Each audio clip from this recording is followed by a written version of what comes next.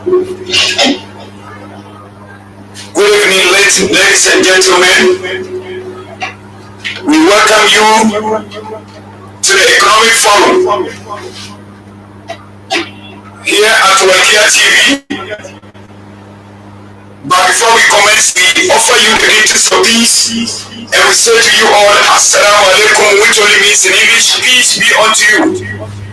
We have with us Professor Abbas Mohammed, an economist in the United States of America, who is going to be with us in order to dilate upon the economic situation or the economic problems confronting this country. And he's going to deal precisely about the State of the Nation's address, which was held last week by our President, John Dramani Mahama. So we welcome each and every one of you to pay a complete attention and focus on what our Honorable Professor Abbas is going to dilate for the benefit of the country at large and precise. I welcome you once again. While I introduce our brother Professor Abbas Mohammed, we urge each and every one of you, including the politicians, to listen to this program, which is going to benefit the whole country.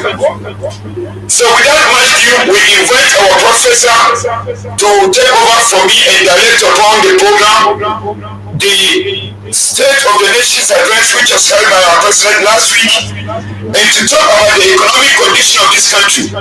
So without much ado, we invite our professor to start to do the talk and while she do the listening. So, Prof, if you are ready, the one is your court. Assalamu alaikum wa rahmatullahi wa barakatuh. Wa alaikum assalam wa rahmatullahi ta'ala wa barakatuh. Thank you once again for the opportunity, and we welcome our listeners to Walkia TV. And we thank Walkia TV and the whole team for the opportunity to once again discuss economic conditions in Ghana, particularly the State of the Nation's address. I also want to take this opportunity and welcome or give Muslims the glad tidings of Ramadan. Ramadan Mubarak. Ramadan Kareem. This evening, ladies and gentlemen, I welcome you to this special edition of the Economic Forum. Tonight, we analyze the President's State of the Nation address from economic perspective. We're going to highlight some key policies that he mentioned, the potential impact and the challenges that must be addressed to ensure sustainable economic recovery. Before I do that, I just want to express my excitement, which I did in other platforms about, how positive the statement was. It was exciting for us to feel that as people, we actually have someone who's looking at the solution in the right direction, and hopefully, with the right team, we'll be able to recover the economy. So Ghana's economic recovery strategy, as outlined by the President, John Mahama, includes a lot of measures. What stands out for me as an economist is the reduction of inflation, stability of the currency, managing the debt, and promoting job creation. However, while these initiatives are commendable, their success depends on practical implementation with clear timelines and long-term sustainability. I looked at this presentation as a presentation from the chief executive, so I don't want to be super critical about what is lacking in terms of what we expect to see as economists. I want to stay positive in the sense that as a CEO, he can get a pass on making statements that has no timelines. Like, for example, all the statements he made, I would like to assume he's looking to achieve them within 4 years. If there's anything past 4 years, then I hope the budget will capture as to how we're going to move forward after 4 years. Because if it's within 4 years, then some of it will be overly ambitious, to be very honest about that. So I don't want to bust our bubbles, but I will go through certain key factors or strategies that he mentioned that I wanted us to begin discussing. One of them is the reduction of government expenditure, where he made a commitment to cutting expenditure through digitalization, reducing the number of ministers, and then improving efficiency in public services, which to me is a positive direction. But there is, like I said, as a CEO, he has a task on that, but there's a lack of accountability framework that we expect to see as economists, which may yield the expected results that he's looking for. We also would have liked to see a transparency breakdown of the government spending and reduction, to be specific. So I expect the Minister of Finance to pick on that and give us some specific. Another thing he mentioned, which is in line with what we've been talking about since day one this program started, is the National Economic Dialogue. If you recall, I mentioned this from day one, where I said we need a participatory approach to how we're going to recover the economy. And the dialogue has begun. And in due course, we will submit a proposal to what we feel can help us move forward as a nation economic wise. So I really encourage that. I'm really excited about the National Economic Dialogue. That we that's a good starting point.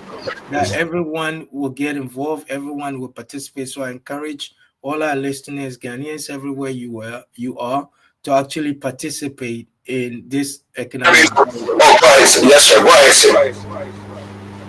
Yeah, so the National Economic Dialogue, while the government has introduced platforms such as the National Economic Dialogue and the Ghana Mutual Prosperity Dialogue, there is we need a proper oversight where concerns about continuity can be addressed. So, like I said, the national economic dialogue alone is insufficient when we don't have the independency of our economic management. So it brings us back to the National Economic Management Commission that we had proposed earlier on in this program. I still feel it's necessary that we look at that to have a sanctioned economic management commission that will pursue and ensure continuity in some of the programs that he's mentioned.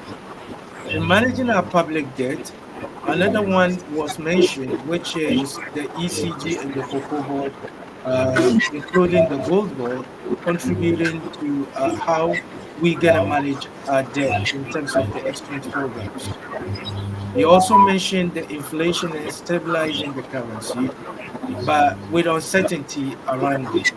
We know there is a decline in inflation from 54% earlier on in 2023 to lower levels right now, about 24%, which is encouraging. But the achievement will be fragile if the city's stability is not controlled, which is heavily reliant on external financial support rather than economic strength. So this is where the board idea is going to be useful because that will increase our exchange rate. We will have exchange rate if we manage the gold board really well to sustain the needs that we get. So I'm looking forward to the breakdown on the policies, and I know there has been a whole program around that. I was listening earlier on the Gold Board initiative and how they intend to do it, which I think is in the right direction.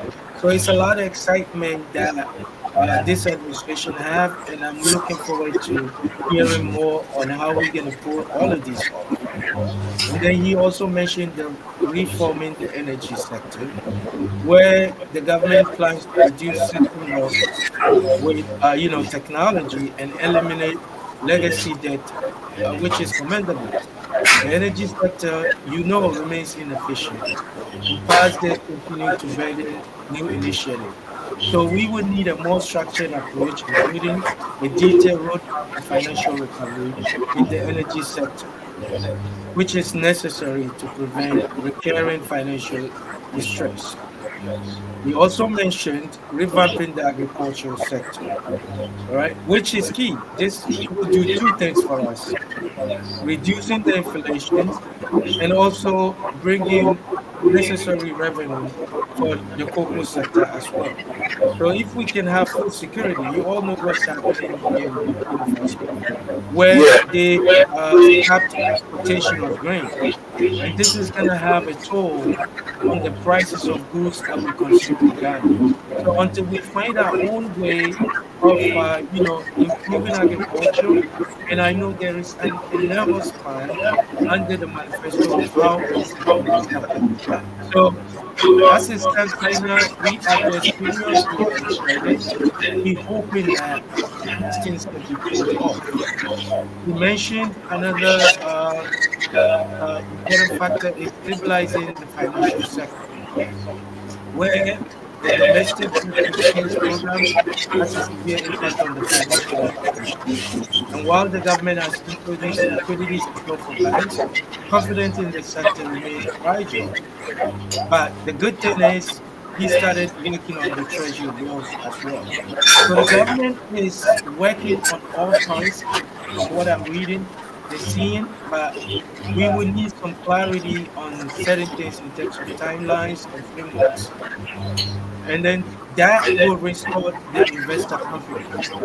Because what the investor confidence needs is consistency.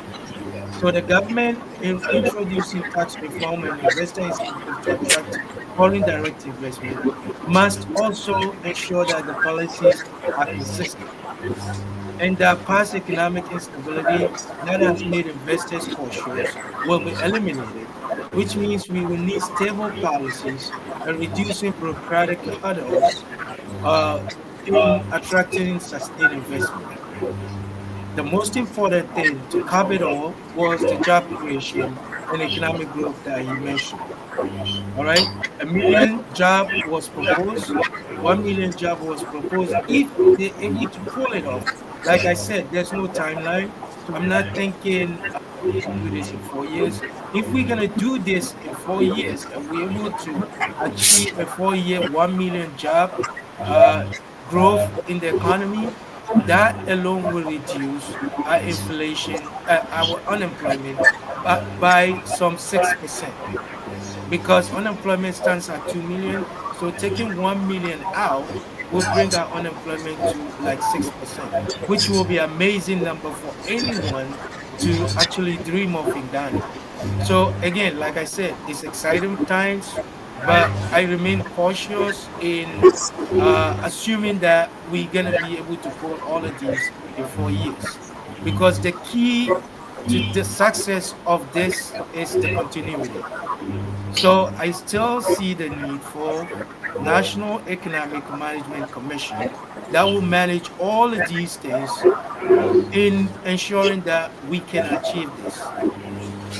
So with the absence of an independent body to ensure policy continuity across different administrations, I encourage the government to consider the National Economic Management Commission, which, in my estimation, should be a non-partisan institution that will oversee economic policies, ensure consistency in implementation, and holds the government accountable for progress on economic initiative.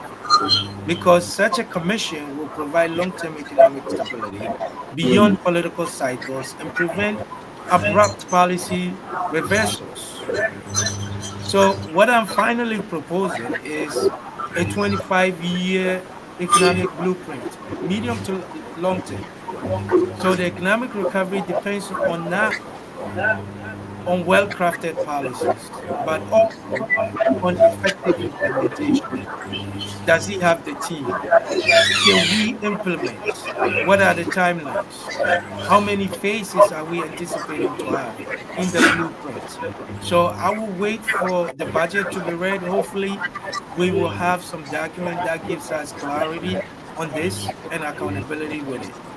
So beyond the short-term interventions, Ghana will need a comprehensive economic blueprint that is independently managed by National Economic Management Commission to drive sustainable growth. The blueprint must outline clear economic priorities, industrialization strategies, and long-term investment plans to ensure Ghana's economic independence and resilience. With greater policy continuity, stronger oversight mechanism, and inclusive participation from all sectors, can achieve a truly sustainable economic transformation. So that's where I see us going. Now that we seem to be on the track of discussing what needs to be done, we all must get involved. So, as citizens, what do we need to do? What we need to do is to participate in these economic discussions. The forum has started. I saw the document advertising the forum, and I'm looking to submit my proposal, some of the things I've been talking about. I'm looking to document and send it over because we can only solve when we pitch in. You can't solve anything when you stand on the side. There is a saying that if you're not on the table, then you are the menu. So it's either you get involved in the participation and stop, we should stop complaining and we stop, pulling the government down, but we should rather participate and ensure that we can all do the right thing in promoting positiveness because that's what we need right now. Ghana is on at all-time low, so we can't be any worse than where we are right now. So if we this bad, then the only thing left is for us to recover forward. So I expect that Ghanaians will participate. You heard about the youth employment agencies and the opportunities that they're about to create or they're creating. If they are, find ways to get involved. And at the right time, we will talk more in detail about what is needed for them to get forward with how they're gonna impact the community. Because I expect to see their offices localized. Every community, every district should have an office like that where they will participate in also getting the opportunity to grow themselves. Until we can localize and decentralize some of these initiatives that the president has proposed, it's not going to yield the necessary results. Because solving it from the top only is not going to get to the bottom. And that is the struggle we have. But all of this can be done with, after the dialogue, having a national economic management team, or since the ministries are done, I don't expect the ministry to come up, but at least a commission which is sanctioned by law to drive our agenda will do the job. So I would just want to allow us to have a discussion, a dialogue here, and talk more in detail about the state of the nation address because it's a lot. So I'm gonna pause here, and then we will start discussing what you see and what do you think we can talk about in terms of the questions that we have lined up here already. Yeah, mashallah. And I hope our listeners have listened to our professor, and in fact, he had elaborated a little bit of what happened during the State of the Nation's address, and you heard him right. And he made mention of key information that is very, very necessary for us as a people to put at the back of our mind if we want really our country to develop economically. And there's no country who will develop without having this currency stable. So our professor mentioned the stability of our currency. So I want to just ask a very important question before we come to question that have been sent for our professor to address. Our professor mentioned the rapid currency depreciation. Now, he also mentioned something very important, that is 25 years economic blueprint, which means we have a 25 years agenda. It should be non-partisan, and this must go into the hands of independent economists like himself.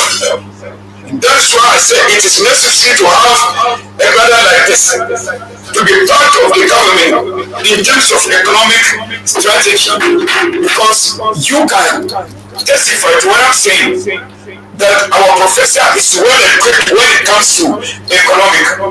So he made mention of key important policies which I think will help the government if we are really serious as a country. But I want to find out from our professor, how can Ghana address its economic challenges like high inflation and rapid currency depreciation? I am much concentrating on this massive currency depreciation because the last time I made mention of this, and I want our professor to dilate a little bit on that.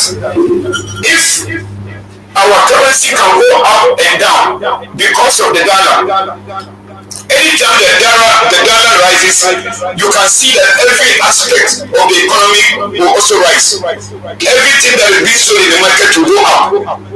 So what do you think would, if we can, tie our currency to gold, because we have the gold, we use gold as a stable anchor. If you want to solve this currency depreciation, and if you are focusing on the 25 years economic blueprint, without the stability of the city, will always go down.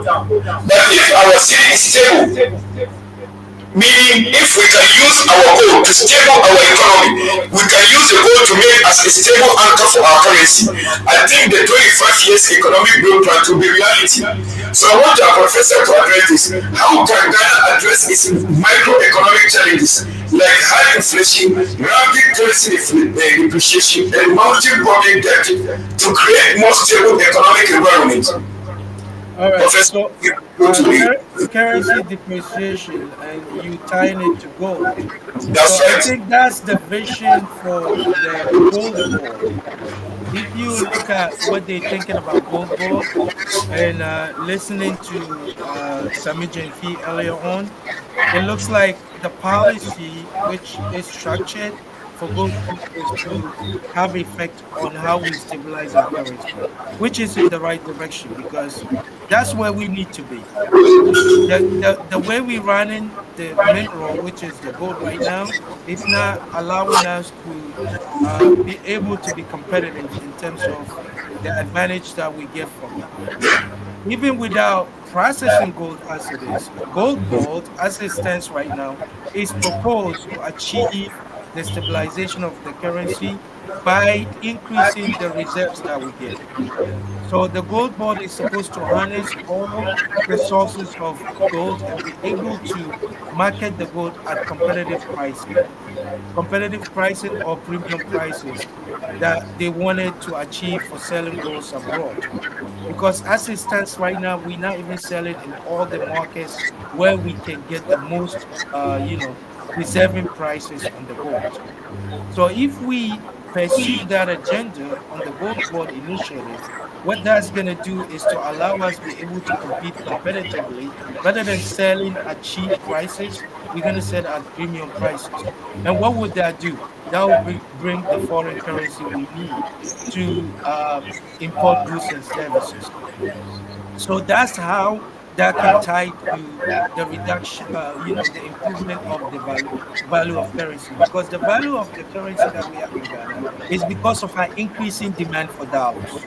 Because we're not able to generate enough reserves, we have to source dollars outside at a very expensive pricing. And that's why the value is depreciating because when you compare the relative reserves we have in terms of the increase in value of dollars because of increasing demand, it makes that city look very weak. But here we are, we're gonna have excess reserve through just streamlining the sourcing out of gold. Then if we move it further to processing gold, then we even gonna be way better than where we are, which is all part of the agenda. All right. But what is interesting is how long would this take effect before we see the benefit of it? That's where I'm worried because we have 4 years. NPC has 4 years. That's Some of right. these things, it's not gonna work within 2 or 3 years. It will take time for people to even understand what gold board actually is supposed to do for us. Because there's a lot of questions, there's a lot of panic about what they actually represent. But if you look at it, you read the document and you understand the thought that went behind it, you can see that it's there to help us, grow the economy. If it's there to help us improve the exchange rate, number one, and also reduce inflation. How is that going to reduce inflation? Through the same process. All right.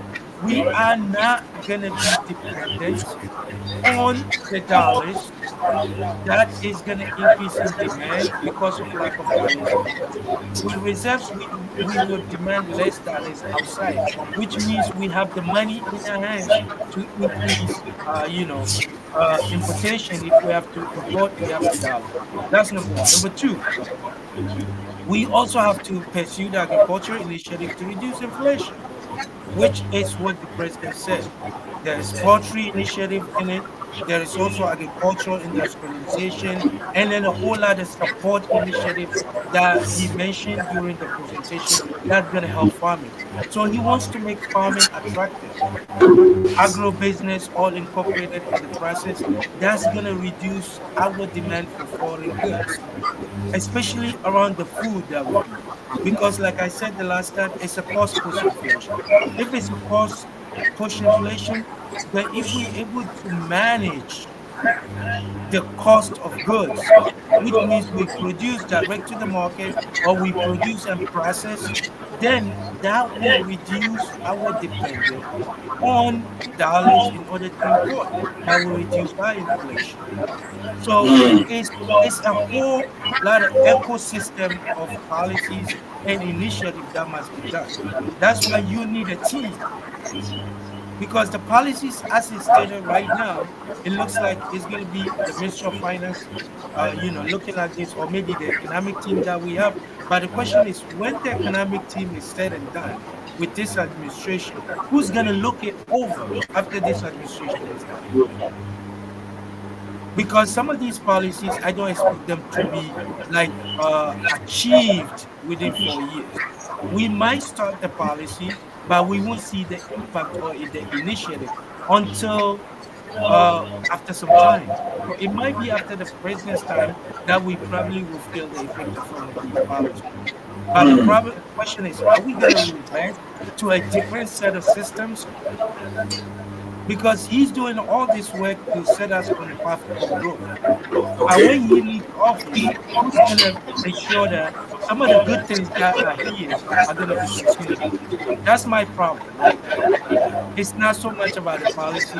It's not so much about who's his aide.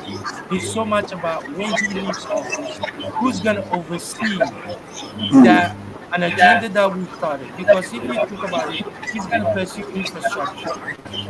So it's billions of dollars that's going to be spent in this economy within the next 4 years. So who's going to ensure that we get a return on the investment? Is it going to be like the previous time where he started hospitals and then we abandoned it? Or is it going to be, I know he's intending to continue anything that Nana Akufo-Addo has done that's positive, he's going to work on that and start them going, which is a good thing. I wish all of our people would do that. But what if we have a president that won't give him any credit and we will pursue his agenda as it is? Because some of these agendas will get started, but will not be completed during the 4 year window. So who's going to continue that? So that's where I worry. I think if we adopt the policy of continuity, it will help us to address this issue that we're talking about. But Mr. Prophet, let me just, there are a lot of questions today that have been sent for you to address, but there is something that worries me and I want you to talk about it. If you look, Ghana is the second largest producers of cocoa apart from Cote d'Ivoire. So right now, cocoa is one of our major products in this country. In economics, we know there is a policy that says that is division of labor, meaning the breaking down of substances into different stages. So right now, they lower the price of a commodity, the higher the quantity demanded, and the higher the price, the lower the quantity. So if you want to produce more cocoa, do you think if the government should give free fertilizer to the farmers, it will help us to do more products of cocoa so that we can send it abroad in order to get some of these foreign exchanges? I want you to address it before I go to my next question. That's just one of the things that needs to be done. We look at, I think he mentioned something around that on Cocoa Board as a mechanism and financial backing for Cocoa Board, if I recall. He mentioned that, but that's a policy comprehensively that needed to be looked at, not only to drive the cocoa production, all right, in terms of subsidizing activities or encouraging people to go into the cocoa production. What we need is not just producing the raw cocoa and selling it to the cocoa board, but what if we can go beyond that and industrialize the whole cocoa industry? Because we want to be able to ship chocolate across the world. That's right.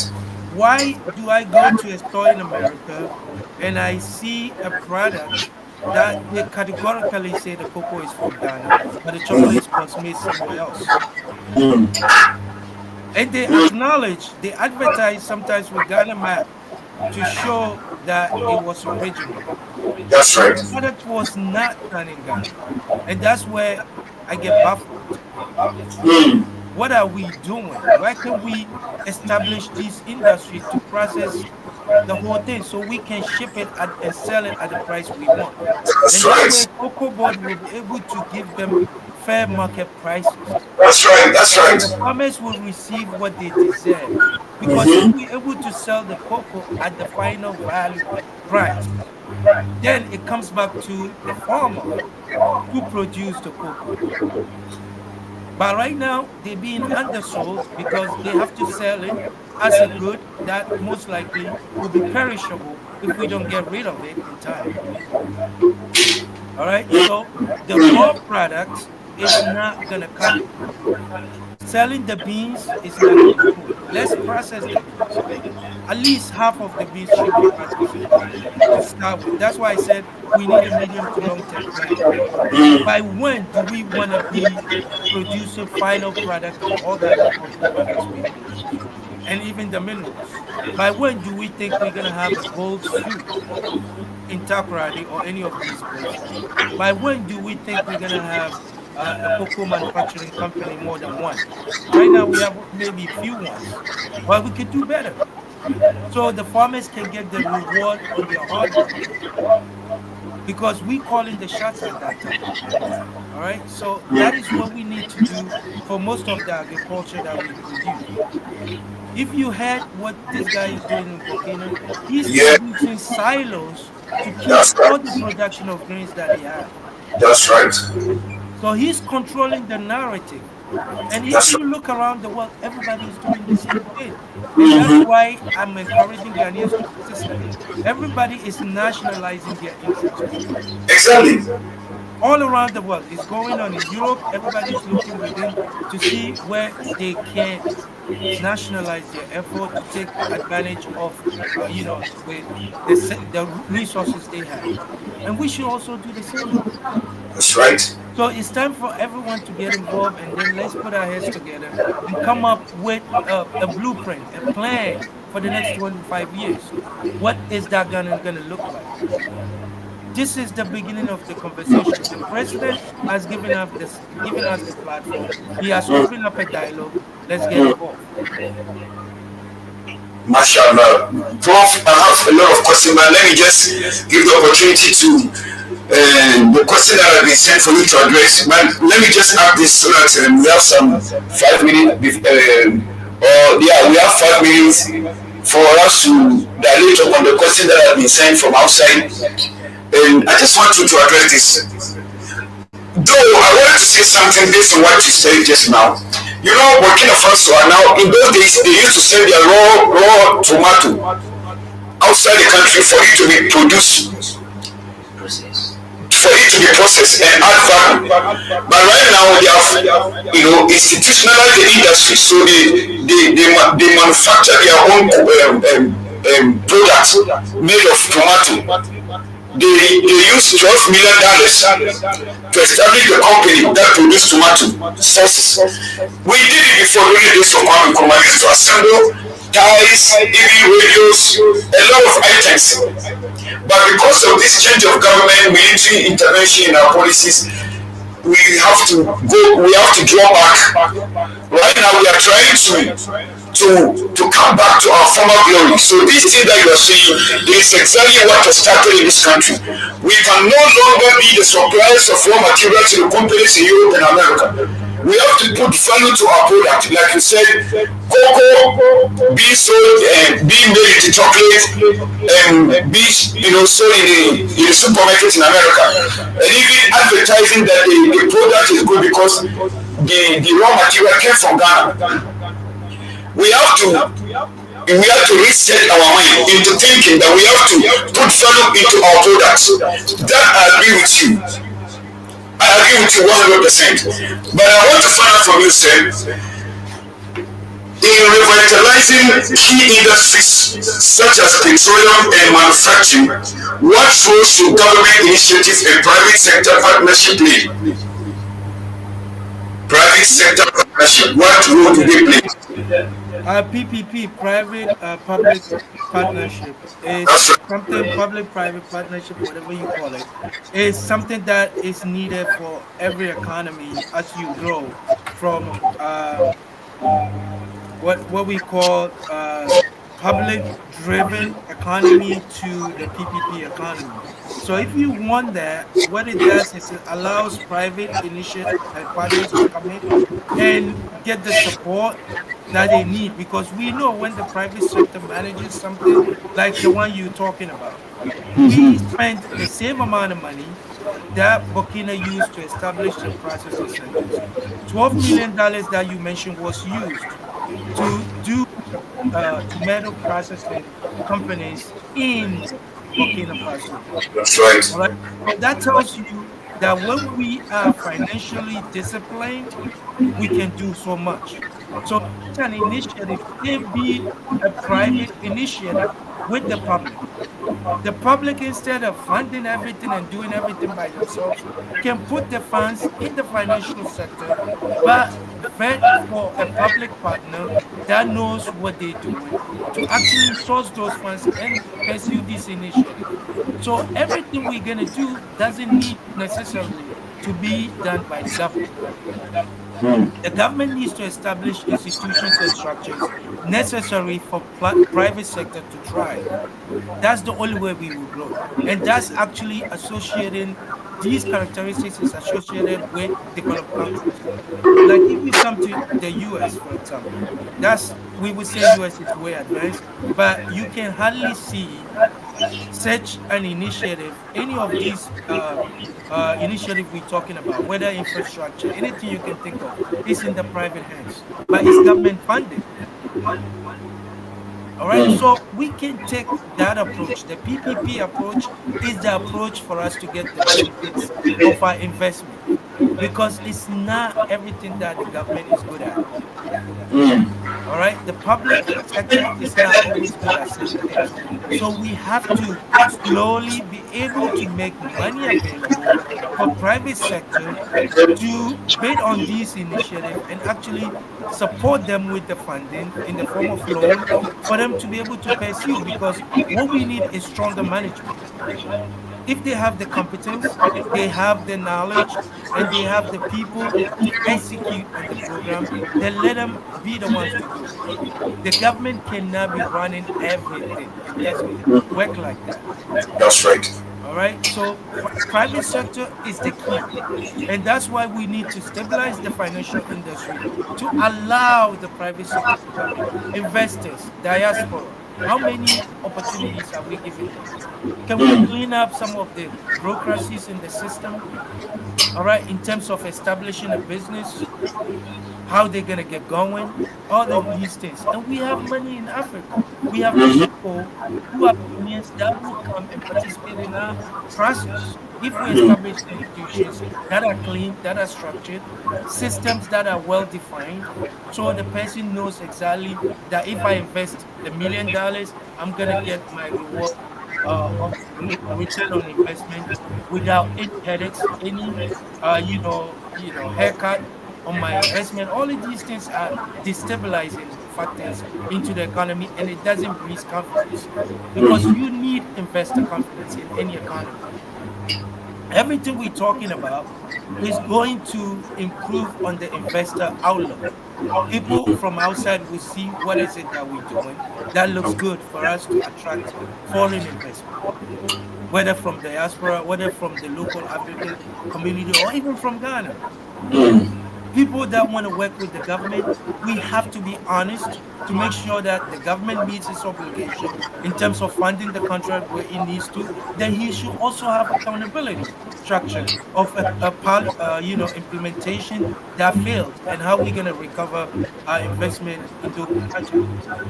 So these two things are always going hand in hand. And I will tell you, the private sector is always assumed to be doing a good job, but we yet to live that life in Ghana is because of the bottlenecks that we have in our bureaucracy. Okay. There is a question the brother Yusuf would like to. Somebody send it although that he wants you to address. Please go ahead and ask Professor. Yeah, Professor, there's a question from Yusuf Yalwa. He Okay. says, contrary to the belief and expectations that Ghanaians have on this current administration that took office barely a few days to a couple of months ago, as an economist, what do you think the government should have put in place basically in bringing down the economic menace we are facing as a nation? I think that's what he's doing in terms of what he needs to do because he has to bring confidence. He has to bring trust. People have lost trust in government because MPP, really messed it up a lot. So people don't know who to trust. I was excited about listening to him, but I don't think Ghanaians are because they live in it. They felt how bad some of the governments can be. So what has the government done to prove that he can be trusted? Some of the things he's doing is the national economic dialogue. I anticipate that the dialogue will translate to a localized dialogue. Town hall needed. Get these economic management team, whatever team he set up, to come down and speak to the local folks. Let them hear the frustration in the system because that will guide our effort.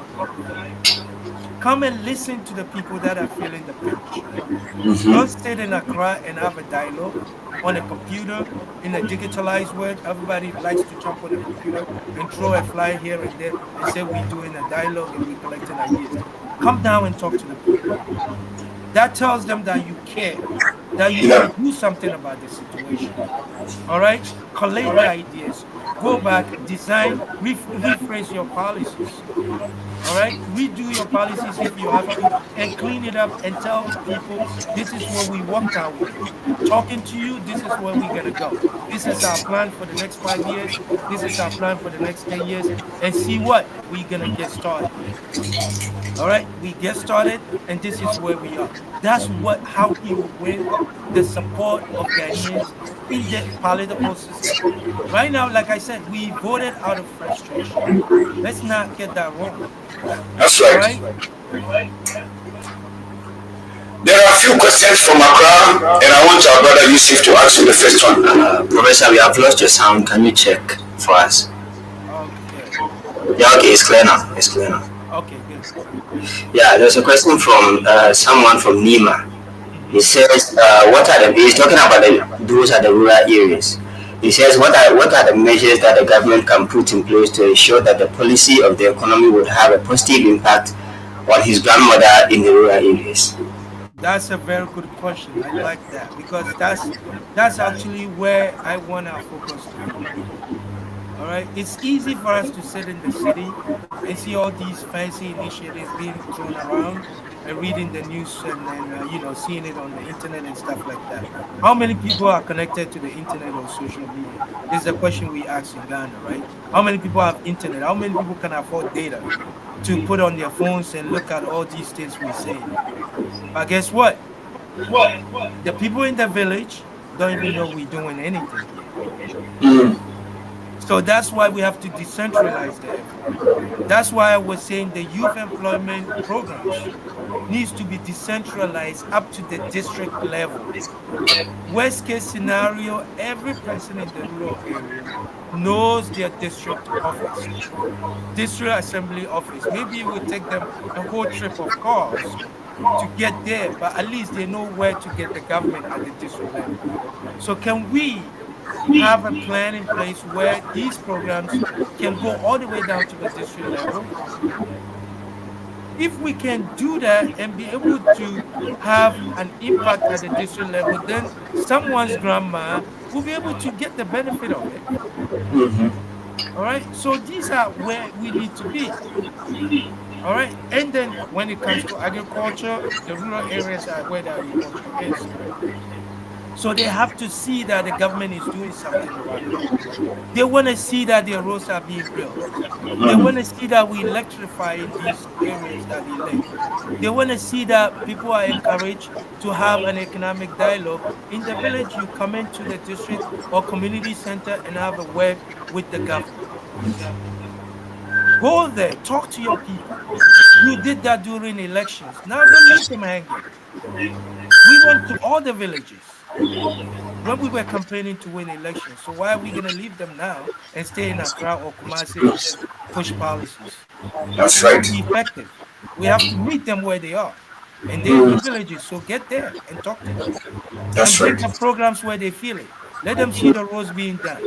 Let them see farmers being called and encouraged and given, grants or support to do something in their farms to do more. That's how you can affect them. Okay, there's another question about the youth in the rural areas. The Mhm. question it says that the government, what do you think the government can put in place to ensure that the Ghanaian youth in the rural areas have job to do, as to reduce the rural urban migration crisis? All right. So that's a specific table agenda for youth employment agency. Again, that is a critical sector for the youth. So I don't know, the programs I looked at on the website, they have interesting program and proposals. But as far as the rural areas is concerned, we probably will have to do a hands-on approach because the digitalized approach that we do in the city is not going to work in the villages. So the offices of youth employment agency needs to be decentralized all the way to the villages, the rural areas. Until we can have an impact there, we're not going to solve the problem because what that's going to do is reduce the burden on the cities. The migration to the cities is going to be reduced by you placing the youth employment offices in the villages. And that's something we have to look into because they would need a different resources. They would need a physical person interacting with them and guiding them into what objectives or initiative we're pursuing. Is it agriculture? Do you have funding for them? Do you have training for them? Entrepreneurship, all these things, fancy things that we put on the website, can we translate it all the way down to the villages? That's how we can improve the life of the youth in the rural areas and reduce the burden on the cities. Nobody would need to travel. Imagine if you can even just work on agriculture project that you've been working, that's all you know in the village, and you have quick access to the market. You turn around your productivity to your products quickly and make money and go back. Why would you come to the city? All right. So we have to, that's why I say it has to be comprehensive because there are no roads. So how is that person going to be improving his lives? Maybe his only skill set is agriculture. So what is in it for him? So let's meet them where they are. Let's see what their needs are and try to improve their life as part of the youth employment agency project that will go all the way down to the villages. So they would need a different set of solutions. We can't do one size fits all approach. The city approach is not going to work in the village approach. The village approach is hands on. So let's get to them where they are. And that's why it has to be a comprehensive project, medium to long term. How are we going to get there? Because it would take a lot of infrastructure, a lot of things that we need, electricity, offices. How do we get to these locations? We start with the district level, at least worst case scenario, and then see if we can go even further down. Prof, I just want to tip in this question. It bothers me a lot. You know, every year we spend so much in celebrating our independence. Yes. For me, we are not yet free because if for 65 years we are not able to manage our economy is being managed from outside the country, then how free are we? So instead of spending this much money to celebrate our independence, do you think if you nationalize national homecoming like Emancipation Day celebration in Ghana to invite people from the diaspora to come in at least to get to know their root? We have the Christian Ball Council, Castle, we have the Elvina Castle, we have a historical antecedent of our past that can connect them to their roots. Economically, do you think if we try to institutionalize or nationalize this homecoming event at least yearly, it will impact economically on the nation than spending so much money celebrating independence whilst we have things that can generate more money from the diaspora? Yes, I think we started doing something like that with Akufado's administration, and what we need to do is to move away from celebrations and stuff like that, and know that we have a lot of work in front of us, right? So independence, what are we independent from? We independent from the so-called colonizers, right? But we're not economically independent, and that's the kind of independence we need. We need economic independence. To do economic independence requires a comprehensive, blueprint of where we need to be.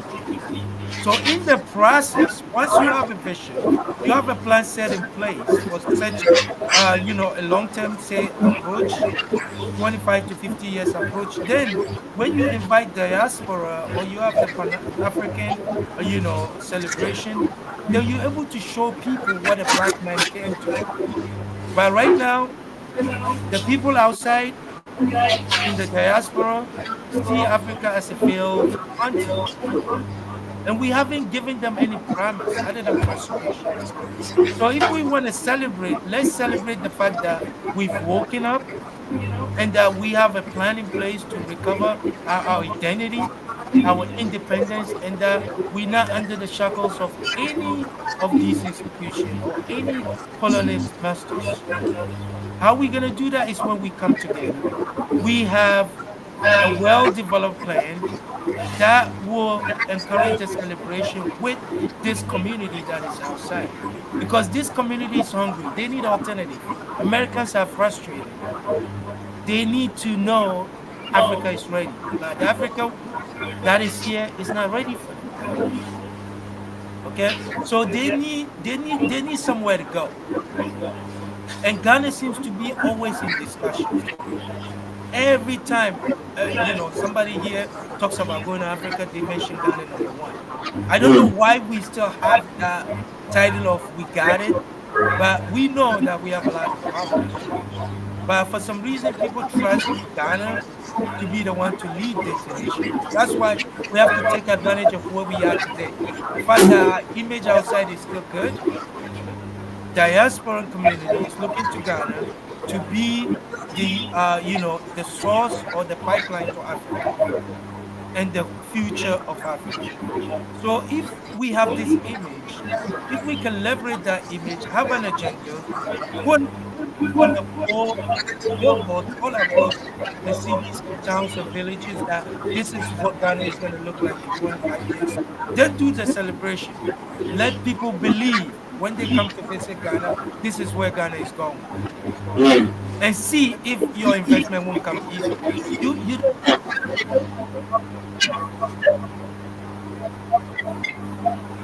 see, like I said, when I went to Dubai, what stands out to me was what they had as a plan that's coming out. Everywhere you turn, you see it. And then I go this year, last year, I see all of that happening. It's because they dream. They dream big. That's right. Right now, it's only NDC that's dreaming. How many of us believe that we really want to do what NDC is doing? mm. Nobody knows. People don't even trust that they're here to solve anything. That's the problem we have. So, but if we have a national dialogue like we're proposing right now, where we all build this together, we put it on the billboard boldly, because then we all on the same page. Everybody believes that this is where we want to go. It's going to be on the billboard. This is what Accra is going to look like. This city is going to look like this. That city is going to look like in 25 years. Bring the diaspora in. Everybody start believing, okay, these guys are serious because we have it boldly written. But right now, it's only on a piece of paper that the president read. How many people have seen it? How many people even understand what's in it? Can that turn into a conversation between you and your citizens? That's what the president needs to do. Get people to believe in what you're saying.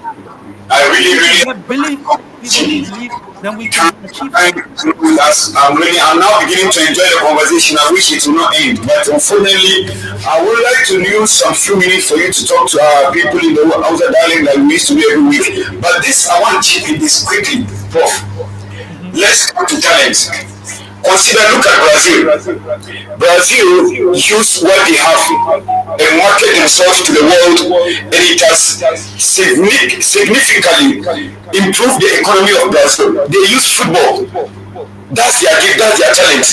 And we are being called African Brazilians. We have the same talents, which if I think if we can prioritize these talents and then market ourselves to the outside world and make sure that whatever concerning football is cheap to enable the young ones to partake in this the talent that they have in football. With football, don't you think we can be like Brazil? We can market ourselves to the outside world. But it's unfortunate those even play in the Division One league, they don't even have boot to buy because boot is expensive. Jersey cannot be bought unless you go to the market and buy a second-hand clothes. So even footballers are not satisfied with the football equipment. So what do you think the government should do in order to make football facility very cheap because we have the talent? And in those days, I remember we used to have this inter-school course. No, not inter-school league. And then we have course Sunday morning on the 12th, on the 14th, on the 15th. All these things have been stopped. That's why today Ghana is no longer the giant of Africa. So what do you think as a former footballer yourself should be put in place in order to regain our past glory? Because football today is money. And we are talking about the economy of the country. We can use football to reform our economy. So tell us a little bit about the talent that we have in Ghana in order to utilize that talent and generate a lot of income, generate a lot of money in our country. Talk to us in a few minutes, then take the rest of the minutes and speak in the Hausa dialect. Yes, so like everything else, you need a proper structure. I think we need to look at what has worked in the past, like you mentioned, the course structure that we had, we all played in it, and that was, how talents were developed, how national team players were discovered, all right, through those programs. And now we walked away from it. So it just what needed to be done is we have to go back to the drawing board and look at the structures that we need to bring in, and then look at our relationship with the Ghana Football Authority. Is there something else that we can do to bridge the gap? Uh, the GFA hasn't done a good job in ensuring that this talent is infused from the grassroots all the way to the top. So we need to look at, and the government is the one paying. So he who pays the piper calls the tune. If you're going to pay the ask, we have to demand. And all of these will be done with a serious leadership. You Mm. don't have to pay if you're not getting what you pay yourself. That's If right. the government is paying, he must demand a Mm. structure that will ensure, like the one we knew. What we knew Mm. was the court system that was working. So what Mm. happened? Mm. All our fields are disappearing. The field I Mm. grew up playing on is taken over. There's no That's field in the community I grew up right now. that's right. That's You can right. even That's play right. football. There's no field for you to play. So you have to Mm. travel. Why would you have to travel from Abuja to play soccer field? Some That's right. you don't That's know right. nothing. It's That's crazy. right. I don't see how we can grow talent like that. So Mm. let's go Mm. back to the fundamentals. It has Mm. always worked.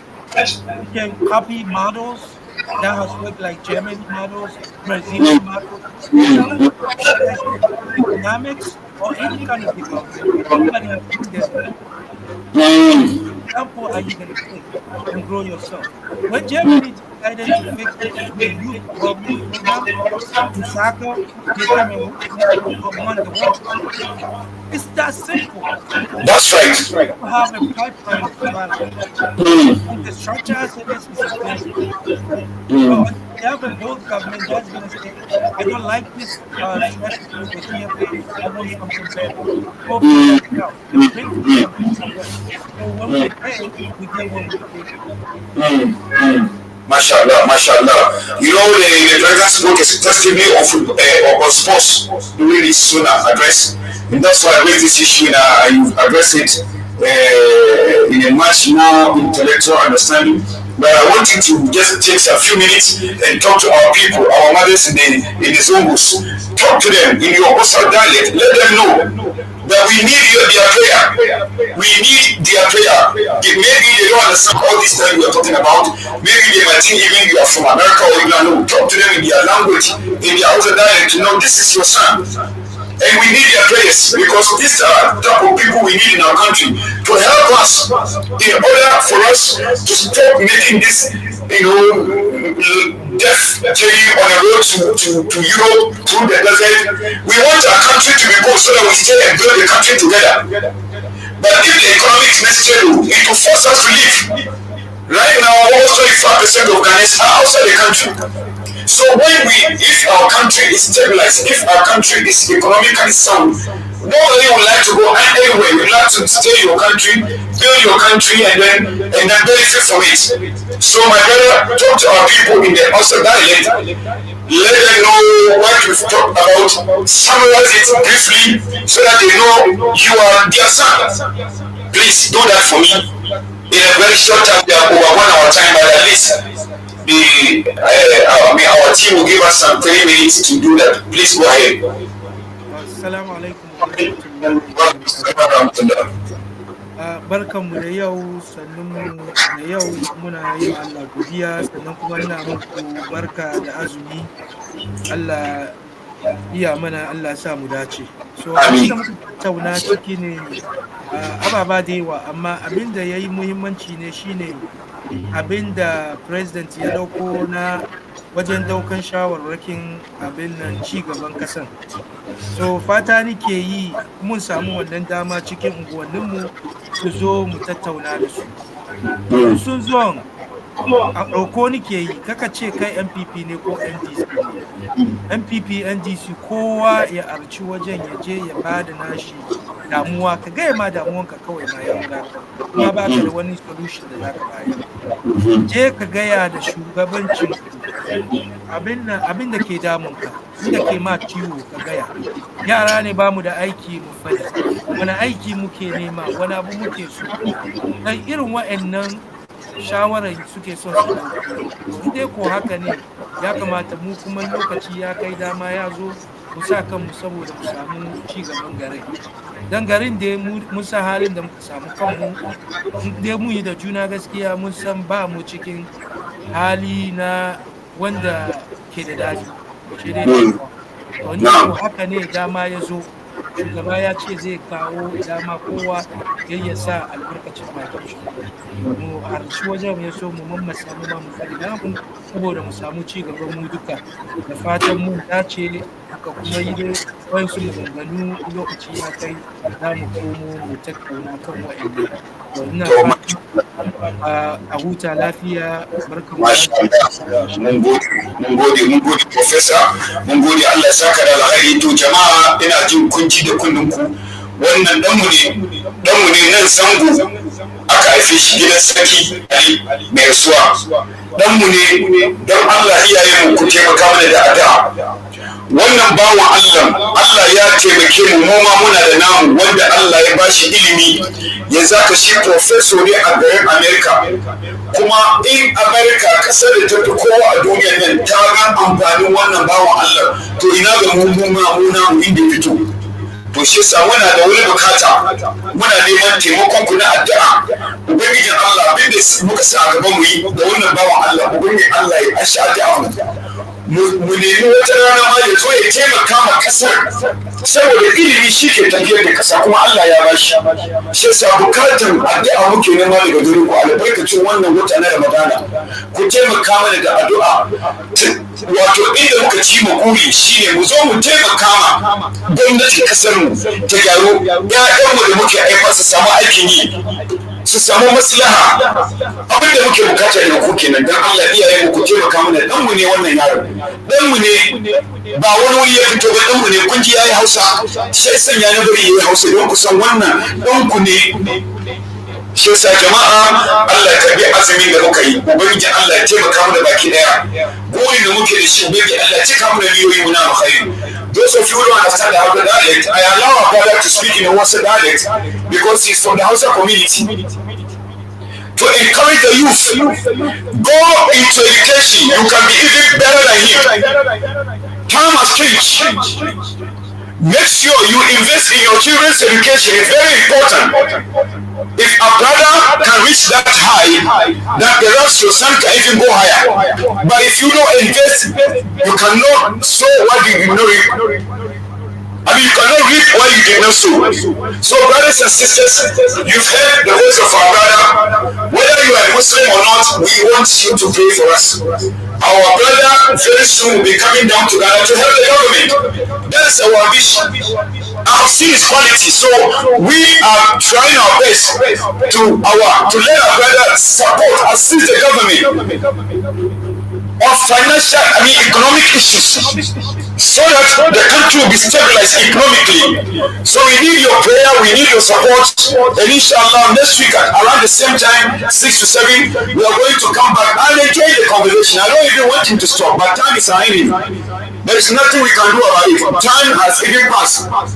So brother, those who are not fortunate to be with us because of fasting, it is on Facebook Live. You can still make a comment on the comment section. Next week we'll read it, and inshallah you can catch us live next week at the same time, Monday 6 to 7. We thank you so much for giving us your time, your energy. May Allah bless you, may Allah keep you, may Allah protect our nation, our government, may Allah support them, our president, may Allah strengthen him to do the best that he can for the development of our nation. And we thank our honorable Professor Abbas for taking his time to come and talk to us. I believe you all benefit from his intellect. May Allah bless each and every one of you as we greet you in peace once again. Assalamu alaikum, which only means peace be unto you.